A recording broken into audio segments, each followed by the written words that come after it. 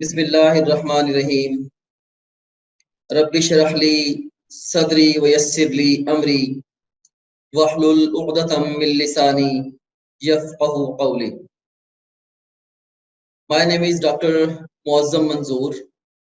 Medicine is my profession and teaching is my passion. I do it with interest.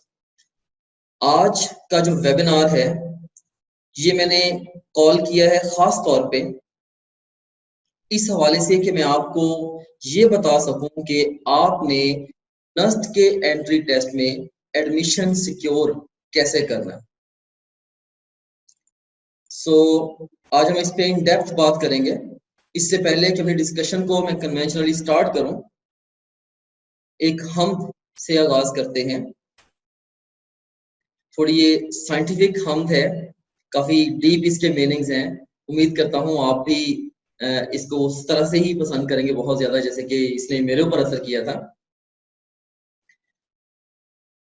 So we have got few participants here, उनको मैं admit कर लूं। Alright. मेरे ख्यालों की पेचोखम से, मेरे ख्यालों की पेचोखम से खलाकी बेसिमत वुसअतों तक, जहान अंदर जहान बेअंत, ये गर्दिशों का जो सिलसिला है ये सब उसी ज़ाते वाहिद का आईना है। वो ज़ाते वाहिद कि जिसकी असबात के जलवों में वो कहकशाएं भटक रही हैं, जो अपनी रफ्तार रोशनी से अजल से मेरी तरफ रवां है, मगर निहा है वो मेरी आंखों की रोशनी से कि मेरी आंखों की रोशनी तो बस एक जर्रे, एक सूरज की सल्तनत में भटक रही है। वो एक सूरज कि जिसकी मुट्ठी से मेरे दिन रात फूटते हैं। ये उसकी घोड़े की गर्द पा है, ये मेरी हस्ती का हाशिया है। मैं उसे किस तरह सोच पाऊं कि मेरी आंखों की पुतलियों में सिवाय हैरत के कुछ नहीं है, कि मेरी इन बेसरफा मुट्ठियों में सिवाय हसरत के कुछ नहीं है। तो फिर कलम को अंबर में डबोकर महक में सारे हरूफ धोकर सनाए रब्बे जलील लिखूं, तवील तर से तवील लिखूं। कहाँ नहीं था, कहाँ नहीं है, मुझे बता वो जहां नहीं है। वही तो है लाशरी को यकता, सबका खालिक, सबका आका। रहीम और रहमान सिफात उसकी, बड़ी मुकर्रम है जात उसकी, बड़ी मुकर्रम है जात उसकी। So dear students, welcome to the ones especially who have joined late. अब हम अपनी डिस्कशन को कन्वेंशनली स्टार्ट करते हैं। Let me share my screen with you. Here we go. अब लास्ट पे हमने आपकी तैयारी करवानी कैसे है, सो अभी आपने स्केड्यूल भी देख लिया हुआ है। तो अगले 28 दिनों के अंदर देखो, अगले 28 दिनों में क्या क्या काम होने हैं।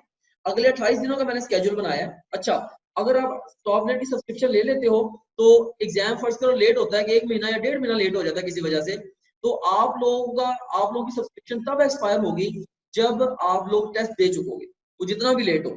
ठीक है, अगर लेट होता है तो हम आपसे उसका कुछ भी एक्स्ट्रा चार्ज नहीं करेंगे। सिर्फ और सिर्फ इसी जो 28 डेज का हम आपको स्केड्यूल दे रहे हैं, इसी सब्सक्रिप्शन के अंदर ही आपको उसकी भी हम तैयारी करवा देंगे इंशाल्लाह, अगर लेट होता है। इसलिए अब देखो कि आप लोगों ने टोटल 208 घंटे पढ़ना है आने वाले 28 दिनों में। हर रोज तकरीबन 8 घंटे की स्टडी बनती है। तो वो आपने ये अपने आप के साथ एक अहद करना है कि यार मेरे करियर से ज्यादा अहम तरीन चीज कोई नहीं है, तो डेली मैंने 8 घंटे अब लगाने सिर्फ अगले 28 दिन के लिए 8 घंटे लगा के पूरी जिंदगी लाइक एक, अब देखिए, एक बेहतरीन इंस्टीट्यूशन में जाना और एक बड़ा रोशन मुस्तकबिल आपका वेट कर रहा हो, मेरे ख्याल में ये बहुत अच्छी डील है आपके लिए। राइट, सो ये अपने आप के साथ एक कमिटमेंट करो कि डेली आप ये टाइम इतना लगाओगे। और उसके बाद फिर ये 22,884 जो एमसीक्यूज हैं, जिसमें तकरीबन 1,500 के करीब पास्ट ओरिजिनल एमसीक्यूज भी शामिल हैं, तो आपने उनको भी कंप्लीट करना है नहीं 28 दिनों के अंदर। उसके बाद फिर आपके जो भी सवाल गलत होंगे, हमारा जो topgrade.pk का स्टूडेंट पैनल है ये मेंटेन करता है आपका लॉग के जो सवाल आपने गलत अटेम्प्ट किए, जो आपने अटेम्प्ट नहीं किए, या जिन क्वेश्चन को अटेम्प्ट करते हुए आपने मार्क किया, तो आप उन सारे सवालों को दोबारा उनके टेस्ट क्रिएट करके उनको दोबारा सही भी कर सकते हो। तो आप अपनी गलतियों से सो सीखो, ये भी एक इंपॉर्टेंट इसके अंदर थिंग है। उसका नेक्स्ट फिर क्या है कि आप लोगों ने वीडियो लेक्चर्स देखने हैं और रेफरेंस तब देखने हैं जब आपको लगता है कि यार इंपॉर्टेंट टॉपिक्स हैं और हमें नहीं आ रहे। राइट, अगर बहुत अहम तरीन टॉपिक है, आप उसके क्वेश्चन अटेम्प्ट कर रहे हो, तो आपको लग रहा है कि यार ये तो मुझे समझ नहीं आ रहा, सवाल मेरे गलत बहुत ज्यादा हो रहे हैं, तो मे भी अब आपको टेक्स्ट बुक को पढ़ने की भी जरूरत है और इसके अलावा एफआरएन और वीडियोस को भी देखने की जरूरत है, तो तब आप उसके ऊपर स्विच करो। नहीं तो टू दी पॉइंट जो तैयारी है वो सिर्फ एमसीक्यूज की तैयारी। वंस अगेन सादा सी बात है, अगर आपके सारे एमसीक्यू सही हो गए समझ के, तो समझ लें आपका नस का पेपर पास हो गया।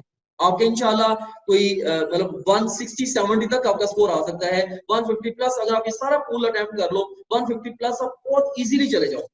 और ये पूल बड़े डिसिप्लिन के साथ और बड़े ऑर्गेनाइज वे में ये पूल आप लोग अटेम्प्ट कर पाओगे, राइट। ये ऐसा नहीं है कि आप लोग ऑफ एंड ऑन स्टडी करो, डेली बेस पे 8-10 घंटे इसने आपके लेने हैं, तो आप ये टाइम लगा दो, आपका क्वेश्चन पूल पूरा अटेम्प्ट हो जाएगा।